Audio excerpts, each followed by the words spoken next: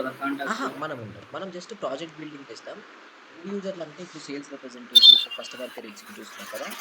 So, వాళ్ళు మనం build చేసిన ప్రాజెక్ట్‌ని యూజ్ చేసుకుంటారు అంతే. జస్ట్ సేల్స్ క్లౌడ్‌లో ప్రాజెక్ట్ మనం ఇప్పుడు మీరు చెప్పినవన్నీ మనం బిల్డ్ చేస్తాము. బిల్డ్ చేస్తాం. ఇప్పుడు సేల్స్ రిప్రజెంటేటివ్స్ ఉన్నారు. వాళ్ళేంటంటే మనం బిల్డ్ చేసిన ప్రాజెక్ట్‌ని యాస్ ఎ ఎండ్ యూజర్ లాగా యూజ్ చేసుకొని కస్టమర్‌తో మాట్లాడుకోవడం అయితే వాళ్ళది ఉంటుంది. మనము ఆ ప్రాజెక్ట్‌ని ఇంప్లిమెంటేషన్ చేస్తున్నాం. ఇప్పుడు వాళ్ళు ఏ బటన్ క్లిక్ చేస్తే ఏమవ్వాలి? ఏ ఫీల్డ్స్ కనిపించాలి? ఏ ఫీల్డ్స్ కనిపించకూడదు? ఇది మనం చేసేదన్నమాట. ఓకే. సో, ఇది మన యొక్క ప్రాజెక్ట్. అండ్ ఇదేంటంటే వన్ ఆఫ్ మై ప్రాజెక్ట్ మేము ప్రీవియస్‌గా వర్క్ చేసింది. బేసిక్‌గా దేర్ ఈస్ ఎ కంపెనీ. వాళ్ళేంటంటే స్పెసిఫికల్లీ ఈ ప్యాకేజింగ్ మెటీరియల్స్ మ్యానుఫ్యాక్చరింగ్ చేస్తారు.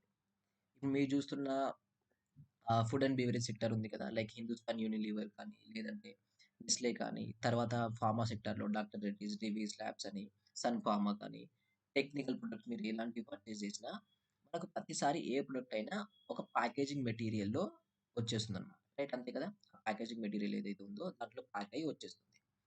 సో, దీనికోసం వాళ్ళు ఒక సీఆర్ఎం ప్రాజెక్ట్ ఇంప్లిమెంటేషన్ చేయాలి అనుకున్నారు. ఆ వెండర్స్‌ని ట్రాక్ చేయడానికి, వాళ్ళ ఆర్డర్స్‌ని ట్రాక్ చేయడానికి, లీడ్స్‌ని ట్రాక్ చేయడానికి, ఆపర్చునిటీస్‌ని ట్రాక్ చేయడానికి. దానికే సేల్స్ ఫోర్స్‌లో మనం ఒక ప్రాజెక్ట్ బిల్డ్ చేసాం. వీళ్ళు ఓన్లీ మ్యానుఫ్యాక్చరింగ్ ఏం చేస్తున్నారు? ఏదైతే ప్యాకేజింగ్ మెటీరియల్స్ ఉన్నాయో అవి చేస్తున్నారు. సో, ఇక్కడ ఏం ఆబ్జెక్ట్స్ ఇన్వాల్వ్ అయ్యాయో చూద్దాం. First standard objects. ఎందుకంటే చెప్పా కదా! ఒక ప్రాజెక్ట్ స్టార్ట్ చేస్తున్నామంటే మనం స్క్రాచ్ నుంచి custom object along with standard object 2 involve అవుతాయి. First account object. రైట్. ఇంతకుముందు మనం మాట్లాడుకున్నాం. అకౌంట్ ఆబ్జెక్ట్‌లో ఒక కంపెనీ డీటెయిల్స్. ఆ క్లయింట్ ఎవరైతే ఉన్నారో క్లయింట్ వాళ్ళ కంపెనీ డీటెయిల్స్ మనం స్టోర్ చేసుకుంటాం. ప్రెజెంట్ మీకు అకౌంట్ ఆబ్జెక్ట్‌లో ఏవైతే స్టాండర్డ్ ఫీల్డ్స్ ఉన్నాయో వాటితో పాటు ఈ 3 ఫీల్డ్స్ మీరు యాడ్ చేయాల్సి ఉంటుంది. అకౌంట్ టైప్ అండ్ ఇదొచ్చేసి ఏంటి పిక్ లిస్ట్ దాంట్లో ఉండాల్సిన values. Industry segment and pick list దాంట్లో ఉండాల్సిన వాల్యూస్. ఇది జీఎస్టీ నంబర్ అనేది ఒక ఫీల్డ్ అండ్ డేటా టైప్ వచ్చేసి టెక్స్ట్. రీజియన్ అనేది ఒక పిక్ లిస్ట్ దాంట్లో ఉండాల్సిన వాల్యూస్. సో, ఏం ఫీల్డ్స్ యాడ్ చేయాలి అండ్ దాని నేమ్ ఏంటి? దాంట్లో ఉన్న వాల్యూస్ ఏంటి? ఏ టైప్? ఇందులో క్లియర్‌గా మెన్షన్ చేసి ఉంటుంది. సో, మీరు అకౌంట్ ఆబ్జెక్ట్‌లో ఈ 4-5 ఫీల్డ్స్ యాడ్ చేయాలి. Contact object. కాంటాక్ట్ ఆబ్జెక్ట్‌లో ఒక 2 ఫీల్డ్స్ యాడ్ చేయాలి. And lead object around 1-2 fields add చేయాలి. ఆల్రెడీ ఉన్న ఫీల్డ్స్‌తో పాటు ఇంకో ఈ 2 ఫీల్డ్స్ మనం యాడ్ చేస్తున్నాం.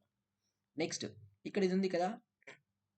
కన్వర్షన్ ఇది ఆల్రెడీ ఆటోమేషన్ మనకు ఉన్నది సేల్స్ ఫోర్స్‌లో. లీడ్ నుంచి అకౌంట్‌కి, కాంటాక్ట్‌కి అండ్ ఆపర్చునిటీకి. మీరు క్రియేషన్ చేయాల్సింది ఏం లేదు. ఆల్రెడీ ఆ కన్వర్షన్ ఉంది.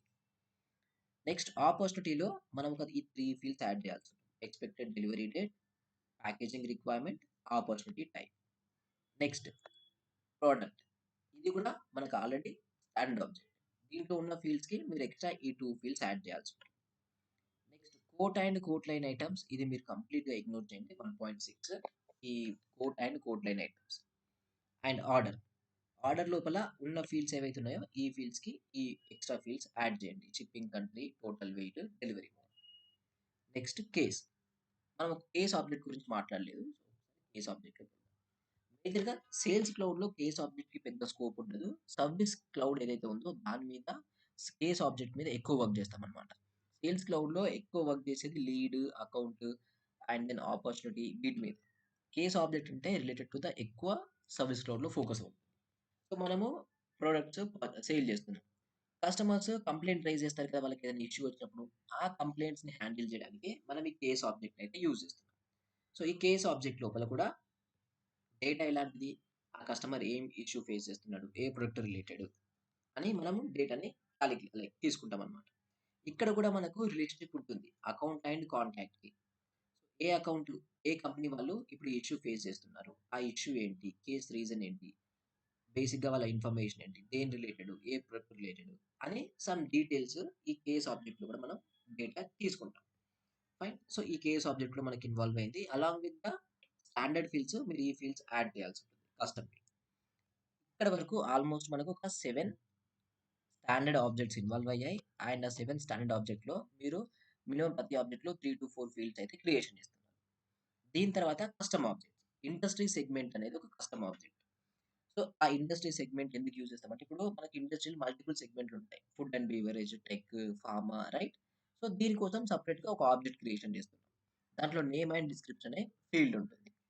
Next packaging requirements. సో, బేసిక్‌గా ఆ ప్యాకేజింగ్ రిక్వైర్మెంట్ అంటే కైండ్ ఆఫ్ ఆర్డర్ లాగా మనం తీసుకుంటున్నాం. ఇప్పుడు కార్డ్‌బోర్డ్ ఉంది. ఓ కంపెనీ వాళ్ళకు ఫార్మా కంపెనీ వాళ్ళకు 3 ఇంచెస్ అండ్ 10 ఇంచెస్ డైమెన్షన్‌లో కావాలి.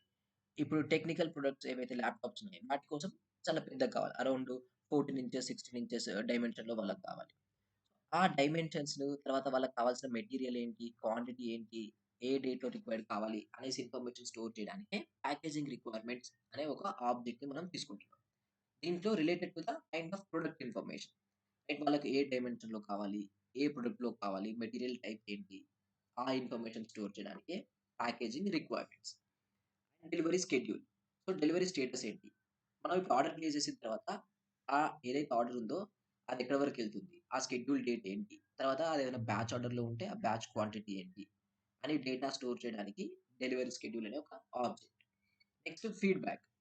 ఇప్పుడు వచ్చిన ఫీడ్‌బ్యాక్ మనము ప్రతిసారి ఆర్డర్ ప్రాసెస్ చేసిన ప్రతిసారి కస్టమర్ ఒకవేళ కంప్లెయింట్ రైజ్ చేస్తే కేస్ ఎలా అయితే తీసుకుంటున్నామో, ఆ కస్టమర్ దగ్గర నుంచి ఫీడ్‌బ్యాక్ కూడా మనం తీసుకోవాల్సి ఉంటుంది. సో, దానికోసమే ఫీడ్‌బ్యాక్ అనే ఆబ్జెక్ట్. సో, ఈ ఫీడ్‌బ్యాక్ అనే ఆబ్జెక్ట్ మీరు అబ్జర్వ్ చేస్తే అకౌంట్‌కి, ఆర్డర్‌కి రిలేషన్‌షిప్ ఉంది. ఎందుకంటే ఫీడ్‌బ్యాక్ ఎలా తీసుకుంటాం? ఇప్పుడు ఏదైతే ఒక ఆర్డర్ లైక్ ఒక కస్టమర్ ప్లేస్ చేసాడో, ఆ ఆర్డర్ రిలేటెడ్ మనం ఫీడ్‌బ్యాక్ తీసుకోవాలి. అంటే ఆర్డర్‌కి అండ్ ఈ ఫీడ్‌బ్యాక్ ఆబ్జెక్ట్‌కి మనకి రిలేషన్‌షిప్ కావాలి. So, order and relationship. So, order వచ్చేసి పేరెంట్, ఫీడ్‌బ్యాక్ అనేది చిల్డ్రన్ అయిపోతుంది. And material sample. ఇప్పుడు ఏ కంపెనీ అయినా ఒక మెటీరియల్ పర్చేస్ చేసే ముందు, లేదంటే మన దగ్గర బల్క్ ఆర్డర్‌లో క్వాంటిటీ ప్లేస్ చేసే ముందు వాళ్ళేం చేస్తారు? వాళ్ళు చేసేది ఫస్ట్ థింగ్ టెస్ట్ చేయాలనుకుంటున్నారు. మేబీ ఒక శాంపిల్ ఆర్డర్ ప్లేస్ చేసి అదెలా ఉంది? ఏంటి? అనేసి టెస్ట్ చేయాలనుకుంటారు. దానికోసమే మెటీరియల్ శాంపిల్ ఏదైతే ఉందో, ఈ మెటీరియల్ శాంపిల్‌ని మనం యూజ్ చేస్తామనమాట. ఈ ఆబ్జెక్ట్ స్పెసిఫిక్‌గా దానికోసమే. ఈ ప్రాజెక్ట్ ఇంప్లిమెంటేషన్ మీకు రిక్వైర్మెంట్ లేదు. కొంచెం స్క్రోల్ డౌన్ చేస్తే ఆబ్జెక్ట్స్ అండ్ రిలేషన్‌షిప్స్ అనేవి మీకు ఇక్కడ క్లియర్‌గా మెన్షన్ చేసుంది. బిట్వీన్ ఏ ఆబ్జెక్ట్ రిలేషన్‌షిప్ మీరు యాడ్ చేయాల్సుంటుంది. అయితే ఇక్కడ అకౌంట్ అండ్ కాంటాక్ట్ ఆల్రెడీ మనకు రిలేషన్‌షిప్ ఉంది. Account and opportunity already relationship ఉంది. But between account and packaging material relationship లేదు. Right? Account and feedback relationship లేదు. Lead and industry segment relationship లేదు. ఆపర్చునిటీ అండ్ కోట్ ఒకవేళ రిలేషన్‌షిప్ కోట్ మనం ignore చేసాం కాబట్టి ఇది మీకు అవసరం లేదు. ఆపర్చునిటీ అండ్ ఆర్డర్ రిలేషన్‌షిప్ లేదు. సో, మీరు ఆర్డర్ ప్లేస్ చేయాల్సుంటుంది. Order and delivery schedule relationship లేదు. సో, యాడ్ చేయండి. Packaging material and material sample relationship లేదు. ఒకవేళ యాడ్ చేయండి. So, only account and contact, opportunity and account వీటి బిట్వీనే మనకి రిలేషన్‌షిప్ ఉంది. ఒకవేళ అసలు ఆ రిలేషన్‌షిప్ ఉందా లేదా అని మీరు చెక్ చేయాలనుకున్నప్పుడు బేసిక్‌గా ఆ 2 ఆబ్జెక్ట్స్‌లోకెళ్ళండి. సపోజ్ ఇప్పుడు నాకు account and opportunity and order ఉన్నాయి. వీటి మధ్యలో నాకు రిలేషన్‌షిప్ ఉందో లేదో క్లారిటీ లేదు. నేనేం చేస్తా అంటే ఫస్ట్ ఆపర్చునిటీలోకెళ్తా. వెళ్ళి న్యూ ఇక్కడ చూస్తా. ఆర్డర్ అని ఏదైనా ఫీల్డ్ ఉందా చూస్తా. Relationship field. ఇప్పుడు అకౌంట్‌కి ఇలా ఉంది కదా రిలేషన్‌షిప్ ఫీల్డ్. అలా ఏదైనా ఆర్డర్‌కి ఏమన్నా ఫీల్డ్ ఉందా చూస్తా. ఇక్కడ చూస్తే మనకి ఎలాంటి ఫీల్డ్ అయితే లేదు.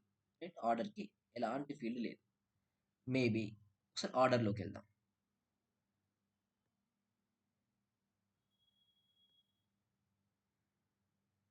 ఇక్కడ ఏముందో చూద్దాం ఆపర్చునిటీ. ఇక్కడ కూడా ఆపర్చునిటీకి ఆర్డర్ అయితే ఏం లేదు. సో, దట్ మీన్స్ ఏంటి? ఆర్డర్ అండ్ ఆపర్చునిటీ మనకు స్టాండర్డ్‌గా రిలేషన్‌షిప్ లేదు. మనమే బిల్డ్ చేయాలి.